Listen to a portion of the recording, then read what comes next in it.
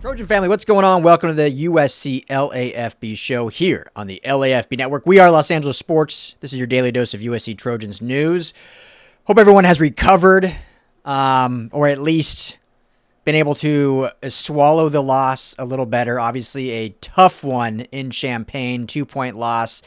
We were live directly after the game, getting some fantastic comments from all of you, thoughts, some overreactions, some still positive thoughts and vibes. So a lot of energy and, it was a tough loss, obviously. So I wanted to get on here now, a couple days removed. I think Madman's going to have a video out as well. And then we will be live tomorrow night for the Call-In Show, 7 p.m. Pacific time with myself, Tim Prangley, and typically Madman's with us as well. So make sure to be there for that. USC LAFB YouTube channel. Or on LAFBnetwork.com. We want your calls. It's a caller-driven show. We want to take your calls and get your opinions kind of at the state of the program. So, tough loss. I wanted to get on here real quick today, and obviously, I'm sure many of you have heard. Our good friend USCJ broke it down, I think, yesterday. I've talked to multiple different people and sources about whatever we want to call this, food poison gate going on, or not going on, that happened kind of with the team. Obviously, we know Kamari Ramsey missed the game due to food poisoning, but now there are, I don't know if we want to call them reports yet, but I think many people in the space, and like I said, I've talked to people that have basically confirmed, like, yeah, it was not just Kamari Ramsey. A lot of the team was hit with this food poisoning, and obviously that had a little bit of an effect. So I want to talk briefly about that, how much we could weigh on that, what that means for the program going forward, and just a little bit kind of Lincoln Riley and status kind of the program. And then I'll have some more recruiting videos out. I know I had one promised for this weekend and things just got crazy, especially after the loss. So held off on that, but we'll have plenty more recruiting throughout the week. I'll just say things are still standing fine, so no one needs to fret or trip right now. Quickly talk about our friends over at Sleeper, the #1 sports app right now in the Google Play and the App Store. Go download it today. When you do, and you go to make your first deposit, make sure to use our promo code USC LAFB. It's going to get you a match deposit bonus up to $100. You put in $5, you get $5 free. You put in $100, you're going to get $100 free. And you might ask, why am I depositing money in a season-long fantasy league app? Well, it's great for fantasy leagues, but it's a ton of fun doing the daily pick'ems you can do across any sport. Dodgers taking on the Reds tonight, 6 p.m. in the World Series. If you want to play some pick'ems on baseball, or you got your college football, but all you're doing is you're picking 2 to 8 players. You can mix and match across sports, across teams, and you're just picking more or less. So tonight, Blake Snell, I haven't looked at it yet, but how many strikeouts does he get, more or less? Shohei Ohtani, 1 or more home runs, more or less. So download the Sleeper app, use our promo code USCLAFB. Telling the guys over at the LAFB network sent you. All right, food poison gate. I think it's pretty confirmed at this point. I've talked to people. We've had multiple other content people. USCJ did a whole video yesterday about, people he had talked to. I think our Scott Schrader has kind of confirmed it. I've seen it on 247 Sports, has kind of confirmed it on their message board. So seems like a very real thing that a lot of the team was hit with food poisoning from hotel catering the night before. Now, the team has not said anything after the game. Lincoln Riley didn't even bring it up. And I've seen a lot of people are like, well, if this was a real thing, why wouldn't the team just say it? To me, I think this is a good thing. It's showing they're not making any excuses. Like, they could have very easily said, and we've seen Lincoln Riley do this in the past, right? Talking about the team being sick before. He's only done it after wins. I've never once seen after a loss say, oh man, well, we were sick. Like, I think there was one last year, I'm trying to remember the game. Maybe it was the Nebraska game where they won, and he said, yeah, I'm really proud of the guys. We had kind of a flu epidemic all week, and these guys battled and got the win. So I've never heard him use it as an excuse in a loss, which he didn't on Saturday. And I think that's a good thing. Because then, fans are going to say what they want, but some fans would say, oh, okay, that's a good excuse. Some fans would say, oh, there he is making excuses. So you can't win, right? But yeah, they've never said it, but apparently a good majority of the team. Now, I didn't specifically hear, me personally, I didn't specifically hear other players. But watching the defense, and obviously it wasn't the entire team, right? I don't want to speculate, but it seemed like Mekhi Lemon, I think, was probably fine. Jaden Maiava may have been fine. So whatever defensively, maybe those rooms got this bad batch, whatever, of hotel catering. So, but again, I don't think that alone qualifies a loss. You gotta battle through. You gotta have depth. Now, playing with food poisoning is no joke. So I'll get to that in a second. So, but I'm just saying, I don't think we can't say, okay, qualifies loss, but it does explain some things. Like when we saw the defense go from dominant defensive front to just getting pushed around and gashed at will from Illinois' offensive line, this can explain some things like, hey, if your body is legitimately at 50% and you're weaker and you can't necessarily hold any fluids down or whatever. I mean, anyone that has food poisoning you're not functioning at your full self. So Illinois is not just some scrub team, as I've said many times, and if you're not at your full self, you're going to get pushed around. And so watching the game and just be like, what is going on? Why is this defense regressing from not just last year, but almost from last week? Like, this defensive line at the very minimum was at least dominant. Like, yes, we have questions about the secondary. Yes, the linebackers, who I think are doing okay. Gentry's been fantastic, but the others have been growing. There's obviously been some questions, but just a huge relapse. And yeah, so this at least explains it. Not an excuse, but it gives some reasoning of okay, hopefully this was an outlier. Hopefully this defense is quote unquote soft, or this defense can get bullied and pushed around, or this defensive front was just a mirage playing bad competition.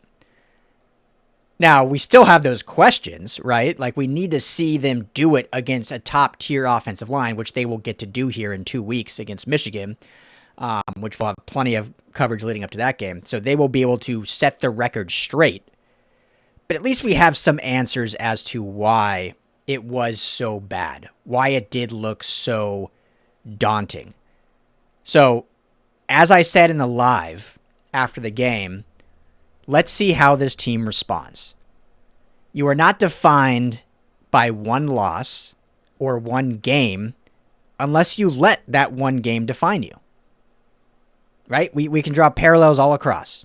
Ohio State last year loses to Michigan. The sky was falling. Holy cow. You thought it was bad out here in LA last Saturday. In Columbus, after they lost to Michigan, it was fire. Everyone, Ryan Day, they go on a run and win the national championship. They did not let that one loss define them as a team. Now, Buckeye fans maybe still let that define them. That game means so much to them, which is why it's such a storied rivalry. But the team itself, the program, did not let that define them. They go on and win the national championship. USC, if they move on, go win this game, don't let this one loss define your season. And prove that what I said last week, that this is not last year's USC team, is a reality. And beat a good Michigan team that, has some questions of their own, has a freshman quarterback, but obviously we know they're talented in the trenches. They've got talented defensive players. They've got a good coaching staff, so it's going to be a battle.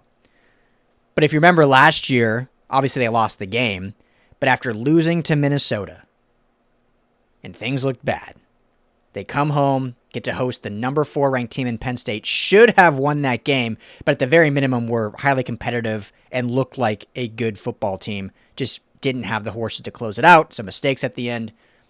We talked about last year enough. So how do they respond to what happened last Saturday and come out and take this season's narrative into their own hands, into their own control? How does the coaching staff respond in getting these players ready? How do the team leaders respond? I think those respond in a great way. I really do. I really believe that. And that's not just sunshine pumping. I think we've seen enough over the last, let's call it 365 days. When you think about this time last year, this team was what, 2-2? I think we've seen that this team will respond. Now, can they close those responses out and turn them into wins? This team never quit last year. They responded every week. They stayed together. They just still couldn't close out games. So this year, can they be different? And can we see this defense truly improve? So if what we're hearing is true and they were sick, that is a legit thing. Again, anyone that's had food poisoning, like, you're not playing a football game.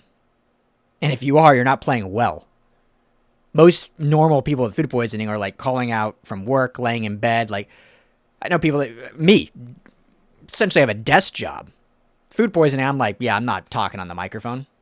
I'm not typing on my keyboard. Imagine playing football against a top 25 school on the road in the Big Ten. So it's not an excuse, but it is, like I said, it gives reasoning for some of what we saw, some of the lack of push. Now, the secondary still has obviously real issues regardless of being sick or not. Obviously, getting Kamari Ramsey back will be a huge help.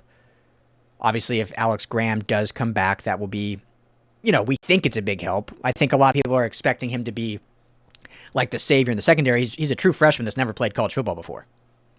So he had a fantastic fall camp, but we've yet to see him ever play. I think he's going to be really good. We've only heard fantastic things, but everyone needs to get out of their head that this is like some savior of the secondary. Like, we've never seen him play. But I think it will be a help, obviously, and hopefully it allows Kamari Ramsey to slide back. We saw D. Riddick, true freshman, coming at nickel. He came in late, didn't come to USC till June, was injured in fall camp. So for the lack of, I guess, readiness, saw some good things for them. Talent's there. I think there's a bright future there. But we still need to see this secondary truly come together. Will it be DeCarlos Nicholson and Marcellus Williams moving forward on the outside? Will Braylon Conley get more reps on the outside? DJ Harvey has been relegated to a backup. I think he had, 5 snaps? And one, unfortunately, which I thought was not a great call, but unfortunately was that pass interference on the final drive. So still plenty of questions on the secondary. We'll get some of those answers, or not get those answers, but we'll get some chatter from the coaching staff and some of those players this week during the bye week practices, and then obviously next week leading up to Michigan. So we shall see. But I just want to get on here because, again, this is not a video of making excuses, but at least it gives some reasoning for what we saw on Saturday, because it just didn't make sense. It just didn't make sense. Like, the defensive line being as good as they were, just getting mauled like they were. It just, yeah. So, I mean, at least we have a little bit of, okay, I get it now. And they still almost pulled off a win. So, I think that's a positive, at least, development, if you will. Now let's see, again, fully healthy, how this team looks and how they respond. So, but based on these reports and based on what I've heard, like, calling this team soft, I think, I mean, it's the opposite. You battle through sickness, like, that's the opposite of being soft, right? Like, you're out there for your teammates, giving it your all with no energy, no real strength, and you're still out there battling as hard as you can to try to get a W. Like, that's the opposite of soft. And last thing I'll say on that, I've seen a ton of keyboard warriors and people on social saying, like, this team's soft, they practice soft. Like, I really want to know, genuinely, and if you have, like, if you're a booster or whatever and you want to comment, please do, but, like, how many people saying that have actually seen practice that say, like, they practice soft? I've seen a couple practices. I've actually been there. It's not a soft practice. I can tell you that much. Not a soft. I've seen the same people in the same breath say, man, what are they doing at practice that all these guys keep getting injured in practice? And then say they practice soft because they play soft. Like, you can't have it both ways. Either they're practicing hard and that's why dudes are getting injured, unfortunately, but you're trying to emulate that game time, that game day atmosphere, or you practice soft and no one gets injured. Can't really have it both ways. So I would just love to be enlightened by those that say that if they've actually seen practice or they're just kind of spewing that out there. Because I haven't been at practice since the season started because they're closed to media, but we were invited to a few full practices during fall camp. And they're not soft practices. I've been to plenty of NFL training camps. I've been to NFL practices in season. Those are kumbaya patty cake circles in the NFL. Like, they don't do anything at practice. Probably the most physicality they have is in the weight room. Like, they don't, especially love the Rams. Obviously, we cover the Rams. Rams are great. Great win over the Colts. Rams don't breathe on each other. They don't play in the preseason. I can tell you for a fact that the stuff I've seen at USC practices is not soft. Now, we need that mentality, obviously, to carry over into games and improve. But based on the reports of food poisoning, that kind of makes sense last week. Now, if they come out against Michigan and get bullied around, then we can start having a very real conversation about what is actually going on. But I'm kind of going to give a push to this last game. And in today's college football, you can afford a loss. Sometimes two. You don't want to. We want to see this team win out, obviously, and I think they're good enough to do that. But the sky is not falling. You're not firing everybody, which they're not anyway. So everyone can yell at clouds if they want. No one is getting fired after a 2-point loss on the road when your team was struck with food poisoning. So that's my 2 cents. Let me know your guys' thoughts in the comments. Always appreciate you, as always. Like I said, I'll have some recruiting news out hopefully this week at some point. Everything I've heard and talked to, class is still great. This one loss didn't all of a sudden have recruits jumping off the bandwagon. Everyone's still fired up. Again, it was a good atmosphere, a good game. They almost pulled off the win. Oh, last thing I'll say, really quick, because it's getting overblown. But everyone, obviously, we talked about it a lot on the live, was the decision to score right away out of the 2-minute timeout, which then gave Illinois a minute 55 to go down and win. And Riley got crushed for that. Game management. And I get it. It didn't work out.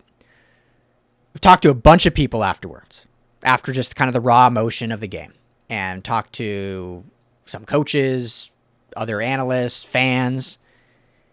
And at the end of the day, you have to just get points when you can. You can't, and I know Riley said this in his presser, but you can't get cute.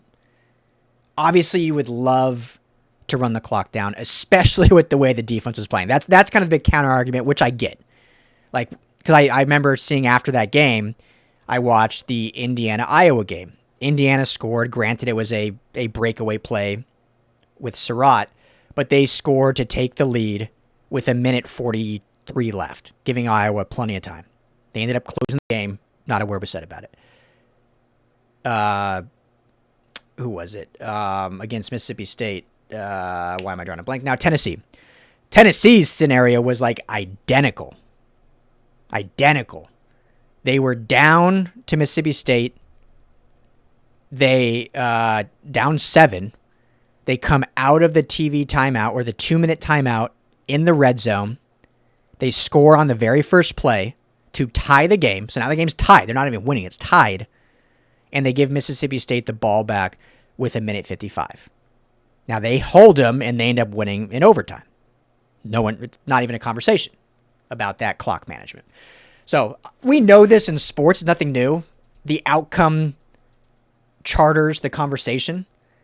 If you win, it covers up a lot of mistakes. If you lose, it exposes all the mistakes. And all of a sudden, you're the worst ever. So I get that's just the way sports have always been. But I do believe, and again, this is based on other conversations, that in that scenario, you got to take the points how you can get them. Because again, if you run the ball, they're on the 16, they're not on like the 3. It'd be different if they're on like the 3. They're on the 16-yard line, I think. Right? And everything's blending together. But I'm pretty sure they were outside of the 10. What if you run the ball? Cool. Force some timeout, you get 3 yards. Run the ball again, force timeout 3 yards. It's now 3rd and 3. Now you throw it, incomplete pass. 4th and 3.